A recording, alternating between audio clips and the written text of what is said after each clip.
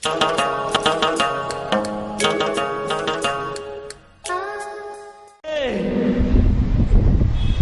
اوروں کی تلوار کے نیچے نہیں آ رہا تھا، تیری ہی تلوار کے نیچے کیوں آ رہا تھا؟ کبھی غور کیا ہے؟ کہا کیوں آ رہے تھے؟ کہا بیٹے پورے بدر کے میدان میں کافروں میں سب سے زیادہ نظر میری تیری اوپر تھی اور میں تجھی کو تلاش کر رہا تھا۔ بیٹے میں تیری تلوار کے نیچے بڑھاپے کی وجہ سے آ جاتا تھا اور تو مجھے دیکھ کر چھوڑ دیا کرتا تھا۔ رب کعبہ کی قسم اگر تو میری تلوار کے نیچے آ جاتا، تو میری تلوار کے نیچے آ جاتا اور گردن اٹھاتا، میں دیکھ لیتا کہ یہ میرے نیچے میرا بیٹا ہے۔ قسم ہے اس ذات کی جس کے قبضے میں میری جان ہے، محمد کی جان ہے، ساری کائنات کی جان ہے، میں تیرا چہرہ دیکھنے کے باوجود بھی قتل کر دیتا۔ یہ نہیں دیکھتا کہ مرنے والا میرا بیٹا ہے، بلکہ یہ سمجھ کر قتل کر دیتا کہ قتل ہونے والی گردن محمد رسول اللہ کے دشمن کی ہے۔ یہ تھے رسول سے محبت کرنے والے، رسول سے محبت کرنے والے۔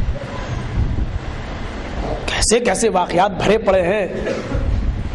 والناس اجمعین، ساری دنیا ایک طرف اور رسول اللہ ایک طرف۔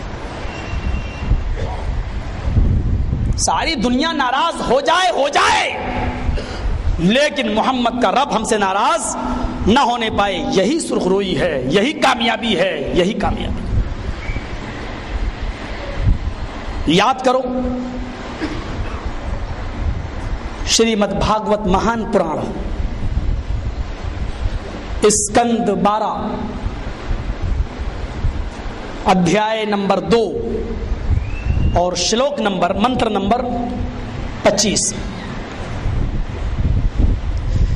چتربھراترمدیو کرشیامی کلیچھیم بھونتو باندھوا دیوا سواشیناوترشیتھا وچرن شنا چھوڑیاں ہینا پرتی مگوتی نرپلنگچ دو دسیونی کوٹی شونی ہنشیتی۔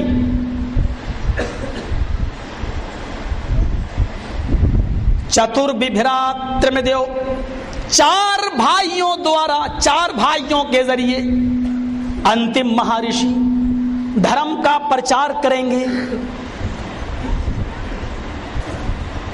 کرشیامی کلچیم، اور ان کے چاہنے والے انویائی ماننے والے اس کے لیے اپنی جان کو نچھاور کرنے والے، اپنی جان لٹانے والے، اپنے آپ کو قربان کر دینے والے ہوں گے۔ بھونتو باندھوا دیوا، وہ جس جنگ میں جائیں گے آسمان سے دیوتا دیوا اتریں گے، آسمان سے فرشتے اتریں گے ان کی مدد کے لیے، ان کی سہایتا کے لیے، جیسا کہ جنگ بدر میں اترے تھے۔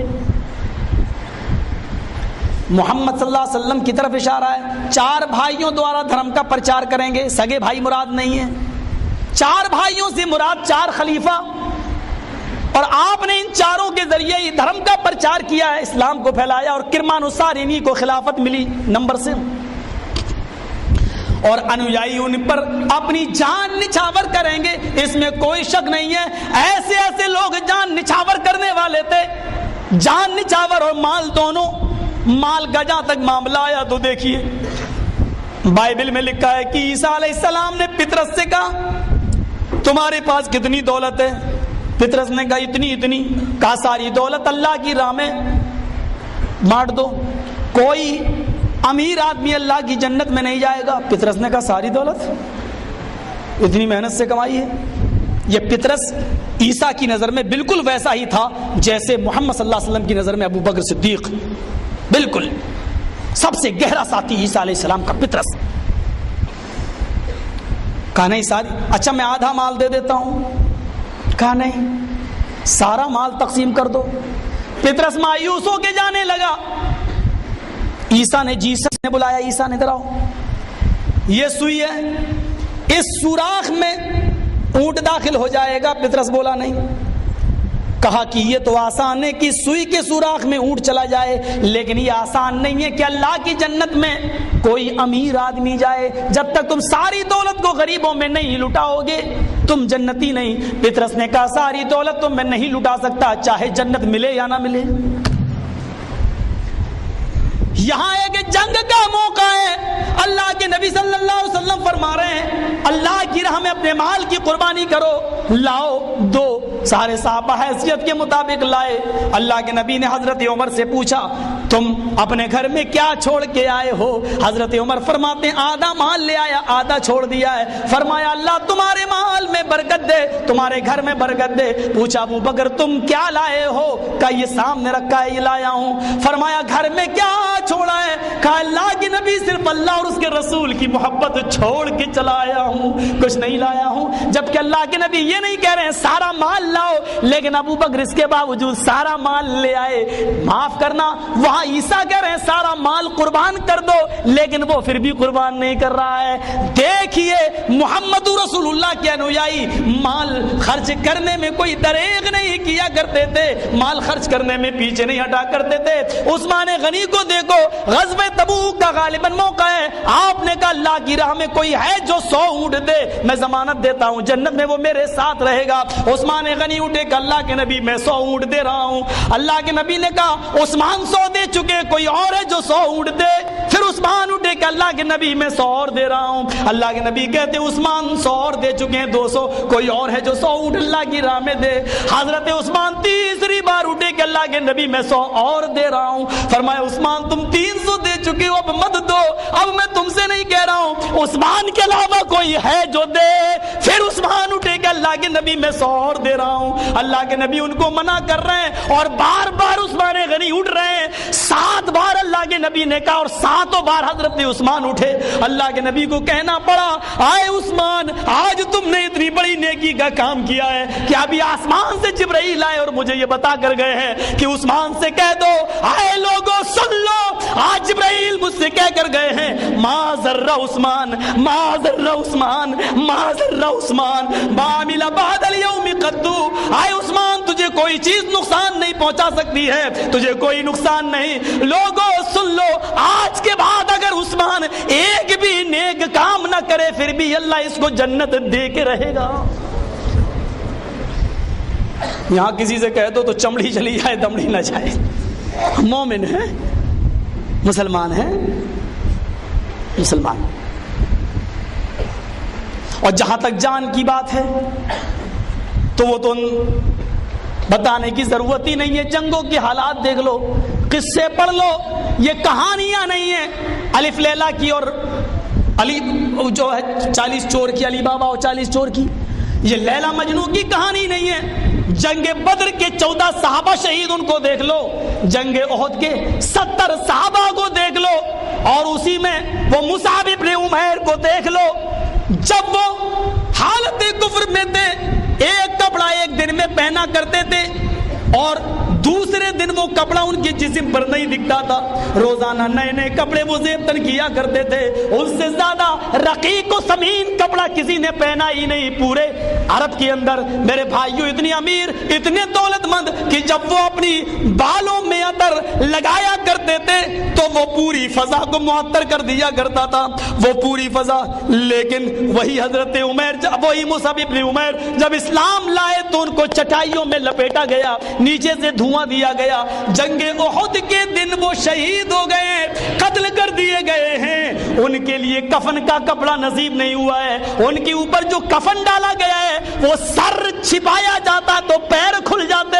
اور پیر چھپایا جاتا تو سر کھل جاتا۔ اللہ کے نبی کا گزر ہوا، آپ نے حضرت مصعب ابن عمیر کی اس لاش کو دیکھا تو آپ کی آنکھوں میں آنسو آ گئے اور کہنے لگے اے مصعب میں نے تمہیں گلیوں میں پھرتے ہوئے دیکھا ہے، اے مصعب ایک دن وہ تھا تمہارے اوپر جو کپڑا ایک بار تم پہن لیا کرتے تھے دوسرے دن وہ کپڑا نہیں، اور آج تمہاری یہ حال ہے، آج پراگندہ حال پڑے ہوئے ہو، رسول اللہ کے لیے اپنی جانوں کی قربانیاں پھر ان لوگوں نے ایسی دی ایسی دی۔ میرے پیارے ساتھیوں، پھر تصور کیجئے چتربی برات ترمدیو کرشیامی کلچیم، یہ منتر بھی اگر کسی کے اوپر پورا اترتا ہے تو وہ ہستی ہے جناب محمد رسول اللہ صلی اللہ علیہ وسلم کی۔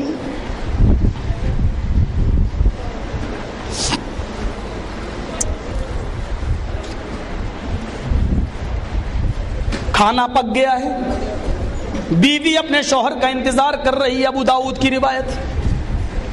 نہیں یہاں تک آ جانے دو، لوگوں کو وہاں تک تھوڑا سا آنے دو، بس اس طرف نہ جائیں تھوڑا سا ہلکا، لیکن نہ توڑیے گا نہیں تو سب گھس جائیں گے۔ بیٹھ جاؤ کوئی مسئلہ نہیں۔ کھانا پک کر تیار ہو چکا ہے، بیوی اپنے شوہر کا انتظار کر رہی ہے، بچے بھوک سے بلبلا رہے ہیں، امی کھانا امی کھانا، اور امی کہہ رہی ہیں ابو مسجد میں گئے ابھی آنے والے ہیں، بیٹا تھوڑا انتظار کر لو۔ شروع اسلام کی بات، دسترخوان لگا دیا، ہانڈی گوشت کی رکھ دی، پلیٹیں سجا دی۔ بیوی سوچتی ہے شوہر آ جائیں کہ ان کے ساتھ بیٹھ کر میں کھانا کھاؤں اور بچوں کو بھی کھلاؤں۔ تھوڑی دیر کے بعد دروازے پر جھانک کر دیکھتی ہے تو مسجد سے شوہر نکلتے ہوئے چلے آئے، چہرے پہ مسکراہٹ آ گئی۔ بچوں صبر کر لو، دیکھو تمہارے ابو آ رہے ہیں۔ جیسے ہی شوہر گھر میں گھسا، میری بیوی کیا بات ہے، بہت دیر لگا دی تم نے، بچے بھوک سے تڑپ رہے ہیں، ان کے پیٹ کی آنتیں قل اللہ پڑ رہی ہیں، بھوک نے ان کو نڈھال کر دیا ہے۔ شوہر کی آنکھوں میں آنسو، بچوں کے چہرے دیکھے بھوک کی وجہ سے پیلے پڑے ہوئے۔ دسترخوان پر ہانڈی دیکھی، سیدھے اندر گھسا اور اس نے وہ ہانڈی اٹھائی، لے کے گھر کے باہر نکلا اور نالی میں لے جا کر پٹک دیا پورا کا پورا کھانا۔ بیوی نے کہا یہ کیا کیا تم نے؟ کہا میری پیاری بیوی، آج ہی اللہ کے نبی صلی اللہ علیہ وسلم پر قرآن کی آیتیں نازل ہوئی ہیں، انما حرم علیکم المیتۃ والدم، تمہارے اوپر مردار حرام کر دیا گیا ہے۔ اللہ کے رسول نے آج ہی مسجد میں لوگوں کو بتایا، منع کیا، نہانا عن لحوم المیتۃ، اللہ کے رسول نے مردہ جانور کے گوشت کو کھانے سے منع کیا ہے۔ میری بیوی یہ مردہ جانور کا گوشت تھا جو میں لے کے آیا تھا، اب تک حلال تھا، میں کھا رہا تھا، آج ہی نبی پر یہ آیت نازل ہوئی ہے، میں اپنے بچوں کو بھوکا مرتے ہوئے دیکھنا گوارا کر لوں گا، لیکن جناب محمد رسول اللہ کی نافرمانی کرنا میں گوارا نہیں کروں گا۔ میرے پیارے ساتھیو، تصور کرو اس واقعے سے اور پھر جائزہ لے کہ ہم کیسے لگ رہے ہیں۔ ہم بھی محبت کرتے ہیں، ہمیں محبت نہیں بلکہ عشق ہے، محبت کو کراس کر کے عشق کی دہلیز میں ہماری محبت کراس کر گئی ہے، آگے بڑھ گئی ہے، ایک بیماری کا نام ہم نے رکھ لیا ہے۔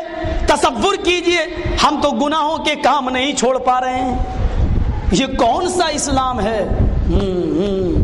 یہ تالی بج رہی ہیں، بلا لو مدینہ اور جھانچ رہے ہیں، کون سا اسلام؟ تصور کیجئے یہ کوئی اسلام ہے؟ تصور کیجئے کوئی سعودی عرب میں ایسا جھوم کے دکھا دے، ایسا ہنٹر ماری جائے، خود حاضر رجل مشرک خدا ڈال دیا جاتا ہے جیل میں، میرے سامنے 3-4 کو ڈالا ہے، اور چھوڑا تو ان کے پاسپورٹ پر خروج کی مہر لگا دی، زندگی بھر نہیں گھس سکتے تم سے۔ یہ کون سا اسلام ہے جو پیش کر رہے ہو؟ اور تھوڑی چھٹی ملی، آ گئے، کہاں کے آ گئے پتہ نہیں کہاں کے آ گئے۔ مولوی صاحب ذرا دیکھ لو کیا ہوا، میری بیوی، ہاں مولوی صاحب نے دیکھ لیا، بڑی خوبصورت ہے، کیا ہوا؟ ارے 6 سال سے بچے نہیں ہو رہے مولوی صاحب، علاج کرا کے تھک گیا، ادھر آؤ، نبض دیکھی، ہائے ہائے، مولوی صاحب ہیں، ارے اس کے اوپر تو جنات ہیں، بچے کہاں سے ہوں گے؟ کیا ہوگا مولوی صاحب؟ جنات ہے، ہاں بہت بڑا سایہ ہے، اس کا تو اتارا کرنا پڑے گا، رات میں اس کا جنات اتارنا پڑے گا، مولوی صاحب رات میں؟ ہاں رات میں، دن میں مجھے فرصت نہیں. رات میں اتارنے کے لیے لے جا رہا ہے، اس کا شوہر اس کے ساتھ جا رہا ہے. تم کہاں جا رہے ہو؟ کہ میری بیوی ہے. چپ، تو یہیں بیٹھ. ارے میری بیوی ہے وہ. ارے اس کا جنات اتر کے تیرے اوپر چل جائے گا. ایک اور مصیبت، مولوی ہارنے والا نہیں ہے. بیوقوف بنانے میں جتنا ان مولویوں نے پرائم منسٹروں کو فیل کر دیا ہے، سیاستدانوں کو فیل کر دیا ہے. کہتے ہیں کہ ایک شکاری کے جال میں کوا اور کبوتر دونوں پھنس گئے. کوا بھی رو رہا ہے، کبوتر بھی رو رہا ہے. کبوتر کو غصہ آیا، کبوتر نے کوے سے کہا چپ، روتے روتے پریشان کر دیا. کوا بولا تو بھی تو رو رہا ہے. کبوتر بولا میں تو اس لیے رو رہا ہوں کیونکہ میں حلال ہوں، اور یہ شکاری جال میں سے نکالے گا اور کاٹ کے ہم کو کھائے گا، ہمیں تو کٹنا ہی کٹنا ہے، اس لیے میں رو رہا ہوں. تو کیوں رو رہا ہے؟ تو تو حرام ہے. تیرا کیا کرے گا شکاری؟ تجھے تو جال سے نکالے گا اور اڑا دے گا، تیرا کرے گا کیا؟ کوا بولا یہ جال مولوی کا ہے، جاہل کا نہیں ہے. کہا کیا بات کر رہے ہو؟ کہاں یہ جال مولوی کا ہے، اور ہمیں ڈر لگ رہا پتہ نہیں کب حلال کا فتویٰ دے کے مجھے بھی کاٹ کے نہ کھا جائے. جو کوے اور کبوتر تک مولویوں سے پریشان ہوں تو پھر عوام ایک کہتا اوپر باندھو، ایک کہتا نیچے باندھو. مولوی صاحب کیا صحیح؟ دونوں صحیح. ایک کہتا آمین زور سے بولو، ایک کہتا آہستہ بولو. دونوں صحیح. میں ہی پاگل ہوں، کر دو بریلی کے پاگل خانے میں بھرتی ہے، رانچی میں، آگرہ میں، کہاں لے جاؤ، کر دو، میں ہی پاگل ہوں. دونوں صحیح. ایک کہہ رہا حلال، ایک کہہ رہا حرام، دونوں صحیح. عجیب کیفیتیں پیدا کر دی ہیں، دین کو سمجھنا مشکل بنا دیا ہے. میرے پیارے ساتھیوں، آج ہم جائیں تو کہاں جائیں؟ ڈاکٹر امبیڈکر نے جب اسلام قبول کیا، قرآن حدیث پڑھی تو اسلام سمجھ میں آ گیا، کر لیا خوشی میں 20,000 لوگوں کے ساتھ. مہاتما گاندھی نے کہا مسلمان ہو گئے ہو، بڑی خوشی کی بات ہے. کیوں اسلام کیوں قبول کیا؟ بولے ہمارے چھوت چھات ہے، برہما نے اپنے منہ سے برہمن کو پیدا کیا، ہاتھ سے ٹھاکر کو پیدا کیا، پیروں سے ہریجن کو. ارے یہ کوئی دھرم ہے؟ اس لیے اسلام کے اندر سب کو برابر برابر کہا گیا ہے، سب آپس میں بھائی بھائی ہیں. یہ کہا تو کون سا اسلام قبول کیا ہے؟ کہا کیا؟ کہا حنفی، شافعی، مالکی، حنبلی، قدری، جبریہ، چشتی، کرامتاب، مرجیہ، قادیانی، اہل قرآن. کون سا؟ اس نے سب کا کتنا زبردست مطالعہ تھا مہاتما گاندھی کا. کون سا اسلام؟ اس نے کہا قرآن پڑھا سمجھ میں آ گیا، حدیث پڑھی سمجھ میں آ گیا. اب ہم کو ان 72-73 لوگوں میں اب ایک ہی صحیح ہے. اب ہمیں اس ایک صحیح تک پہنچنے کے لیے پھر ہم 73 کو پڑھیں، 72 کو پڑھیں، اور جب تک ہم 72 کو پڑھیں گے، مطالعہ کریں گے، تب تک تو میری رام رام ستیہ ہو جائے گی، ہم مر جائیں گے اور صحیح مسلک تک نہیں پہنچ پائیں گے، صحیح جماعت تک نہیں پہنچ پائیں گے. اس نے کہا اسلام کو بھی طلاق دے رہا ہوں، میں بودھ دھرم قبول کر رہا ہوں. اس نے اسلام کو بھی چھوڑا اور پھر بودھ بن گیا. میرے بھائیوں، قرآن پڑھا سمجھ میں آ گیا، حدیث پڑھی سمجھ میں آ گیا. کتنا بڑا نقصان ہوا. فرقے جب اس کے سامنے پیش کیے گئے تو اس نے قرآن و حدیث کو چھوڑ دیا، اس نے اسلام ہی چھوڑ دیا. آج قرآن پیش کرو لوگوں کے سامنے، آج حدیث پیش کرو. میرے بھائیوں، قرآن کہتا ہے شہر رمضان الذی انزل فیہ القرآن، رمضان کا مہینہ وہ بابرکت مہینہ جس میں قرآن نازل ہوا. ھدی للناس، ساری دنیا کے لیے قرآن ہدایت ہے. ھدی للناس، اور جو ساری دنیا کے لیے ہدایت ہو، جو یہودیوں کے لیے ہدایت ہو، جو عیسائیوں کے لیے ہدایت ہو، کیا وہ قرآن مسلمانوں کے لیے ہدایت نہیں ہو سکتا ہے؟ افسوس یہ ہے کہ جو قرآن ساری کائنات کے لوگوں کے لیے ہدایت ہے، آج وہ اپنے ہی درمیان وہ آج میرے بھائیوں ناشنا بنا ہوا ہے. آج ہم اسی قرآن کو نہیں پہچان رہے ہیں اور اس کی تعلیمات سے نہیں مت پڑھو، پڑھو گے اس کو سمجھ نہیں سکتے ہو تم، اور پتہ نہیں کیا کیا باتیں پیش کر دی جاتی ہیں. میرے بھائیوں، قرآن پڑھو. وَلَقَدْ يَسَّرْنَا الْقُرْآنَ، ہم نے تو بہت آسان کر دیا اس قرآن کو تمہارے سمجھنے کے لیے، سمجھو اس. ڈاکٹر ذاکر نائک جب قرآن کی تشریح کرتے ہیں تو کتنے آدمی مسلمان ہوتے ہیں اسٹیج کے اوپر، کتنے لوگ اسلام وہی قبول کرتے ہیں. غیر مسلم قرآن سن رہا ہے، سمجھ رہا ہے، اسلام لا رہا ہے، اور ہم مسلمان ہو کر کہتے ہیں قرآن ہم نہیں سمجھ سکتے. بڑی عجیب بات ہے.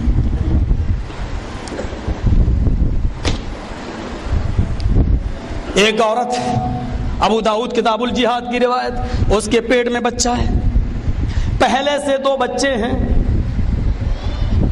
صحابی رسول واقعہ بیان کرتے ہیں، اللہ کے نبی، میری بڑی چہیتی بیوی تھی، بدقسمتی یہ تھی کہ میں تو اسلام لایا تھا لیکن وہ اسلام نہیں لائی تھی.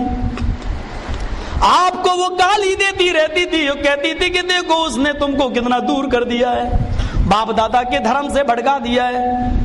میں سنتا رہتا تھا. اے اللہ کے نبی، وہ حاملہ تھی، اس کے پیٹ میں بچہ تھا. لی منہا ابنان، میرے اس سے پہلے بھی 2 بچے پیدا ہوئے، مثل اللؤلؤین، موتیوں کی طرح خوبصورت. ایک دن جب میں مسجد سے دیر سے گھر میں آیا تو اس نے کہا تم محمد کی بکواس سننے میں لگے رہتے ہو،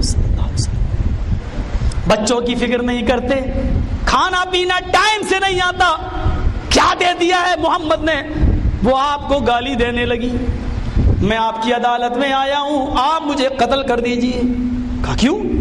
کہا اللہ کے نبی جب اس نے آپ کو آج گالی دی میں گھر میں گھسا تو آج مجھے غصہ آیا، میری نظر گھر کے آنگن میں پڑی، اونٹ کو نہر کرنے کا کھنجر پڑا ہوا تھا، میں نے وہ کھنجر اٹھایا اور وہ پورا کا پورا کھنجر میں نے اپنی بیوی کے پیٹ میں دے مارا، میری بیوی کا پیٹ پھٹ گیا، بچہ بھی مر گیا، بیوی بھی ٹھنڈی ہو گئی، میں آیا ہوں، اگر یہ جرم ہے تو میں نے یہ جرم کیا ہے، میں سب کچھ گوارا کر سکتا ہوں، کوئی آپ کو گالی دے یہ مجھ سے گوارا نہیں ہو سکتا۔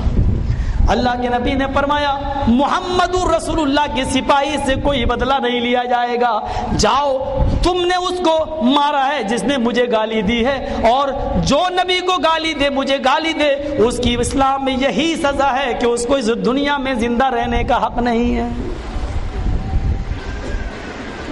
اس جملے پر بھی میرے اوپر ایک کیس چل رہا ہے کہ دھرتی پر ہوا ہے، مسلمان کو گھر سے نکالا جائے وہ بے گھر ہونا گوارا کر لے گا، سب کچھ برداشت کر لے